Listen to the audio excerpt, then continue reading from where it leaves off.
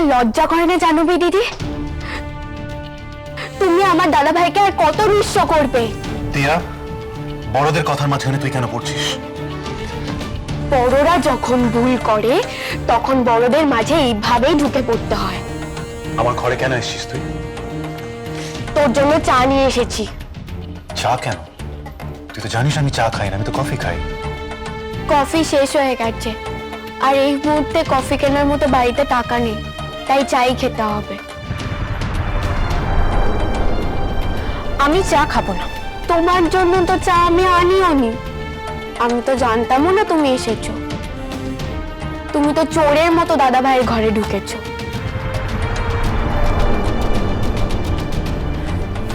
দেখেছো দেখেছো জান, তোমার বোন আমাকে অপমান করছে।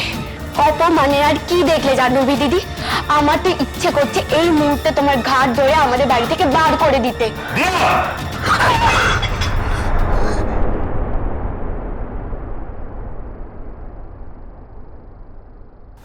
দাদা ভাই, আজ তুই এই খারাপ মেয়েটার জন্য নিজে মরে গায়ে হাত তুললি। আর কত নিচে নামবি তুই? আর কত নিচে নামবি?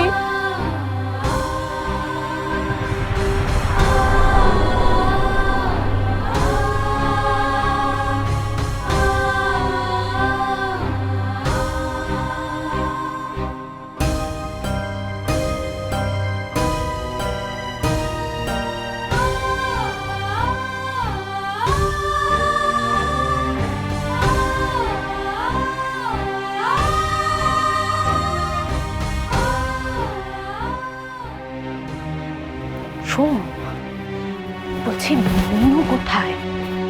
আরে বাবা, মিনুকে ডাকো, ডেকে ওকে কম্পিটিশনের কথাটা বলো। দেখছি। দেখছি কি? ওকে ডাকো না। মিনু, মিনু, মিনু তুমি কোথায়? মিনু,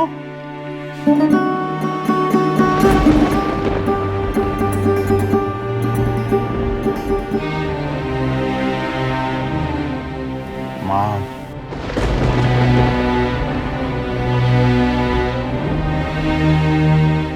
কিছু দরকার? না, মিনু কোথায়? মিনুকে কি দরকার? না মানে এমনি, ও কোথায়? ও একটা কাজে বেরিয়েছে। মিনু কাজে গেছে? কি কাজ? হাসালে আমাকে জানবে। মিনু কোথায় যাবে সে কৈফিয়ত তোমাকে দেবে?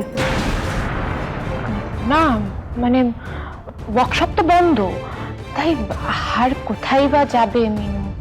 না তাছাড়া আমার কিছু না বলে দুম করে বাড়ি থেকে বেরিয়ে গেল। তার পারমিশন নিয়ে বাড়ি থেকে বেরিয়ে গেছে।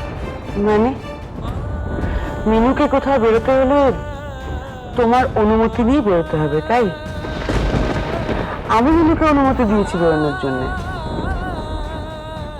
জাহ্নবী, তুমি কার পারমিশন নিয়ে এখানে এসছো? আমি তো তোমাকে বারণ করেছি এই বাড়িতে আসতে।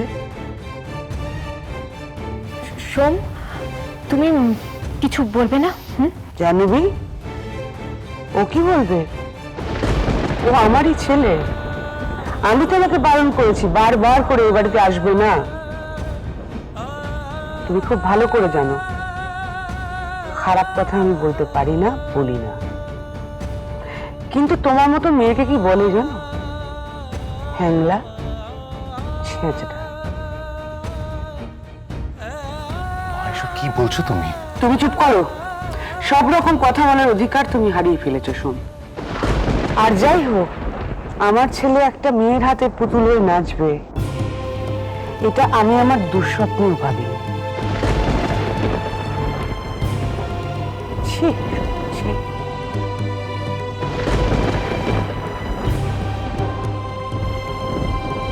সরো,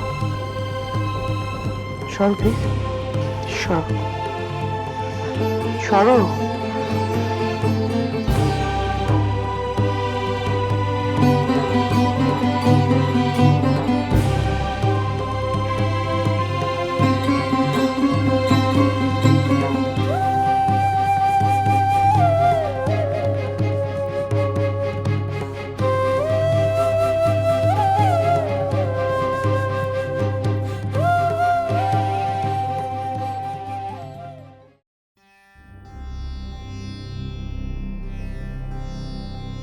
নমস্কার।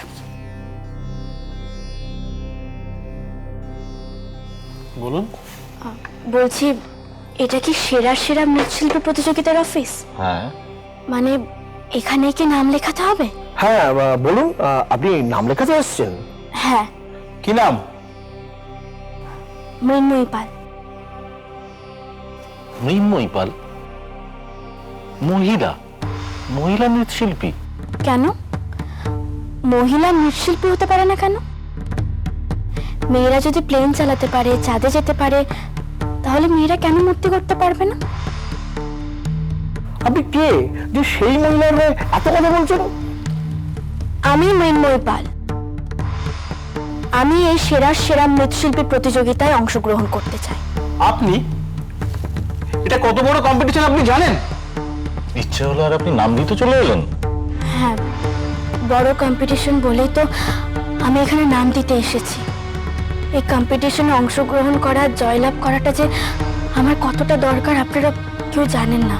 এই যে সে কম্পিটিশন নয় ম্যাডাম, এখানে নিজের যোগ্যতার পরিচয় দিয়ে তবেই এই প্রতিযোগিতায় নাম লেখানো যায়। হ্যাঁ বলুন, আপনি যে এখানে নাম লেখাতে এসেছেন, তো এর আগে কোথায় কোথায় কি কি কাজ করেছেন? হ্যাঁ বলুন। বলুন, আপনি জীবনে কটা মূর্তি বানিয়েছেন? আমি সে ছোটবেলা থেকে মায়ের মূর্তি। না না, আমি কি কি করেছি তা এনাদের কি করে বলবো? কর্তা চলে যাবার পর তো আমি যেখানে যেখানে মূর্তি করেছি সবই তো ওর নামে। ওসব মূর্তি আমি বানিয়েছি বললে ওনারা আমার কথা বিশ্বাসই বা করবেন কেন?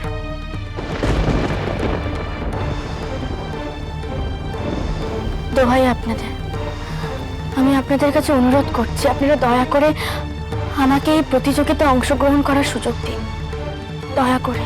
বললাম তো, এই প্রতিযোগিতায় যে সে নাম দেওয়ার সুযোগ পায় না। কিন্তু আপনারা যদি আমাকে সুযোগটা না দেন তাহলে আমি নিজেকে প্রমাণ করব কি করে? বললাম তো সুযোগ পাবেন না। আমি সত্যি বলছি, আমি সত্যি সত্যি অনেক বড় বড় মূর্তি তৈরি করেছি।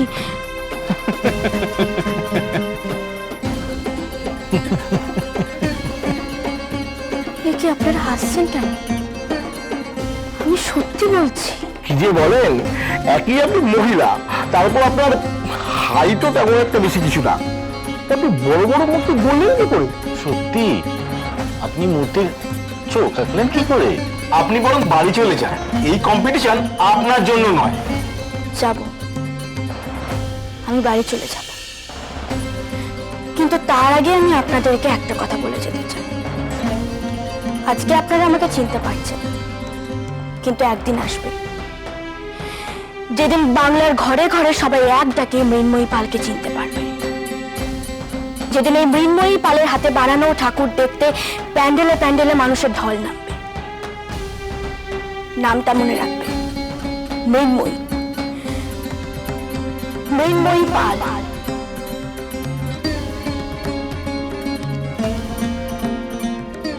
তোমার নাম দিতে দেয়নি কেন? কারণ আমি ওদেরকে আমার কাজের কোনো উদাহরণই দিতে পারিনি। আমি বলতে পারিনি এর আগে আমি কোথায় মূর্তি বানিয়েছি, কারণ এর আগে যে আমি তোমার নামেই কাজ করেছি।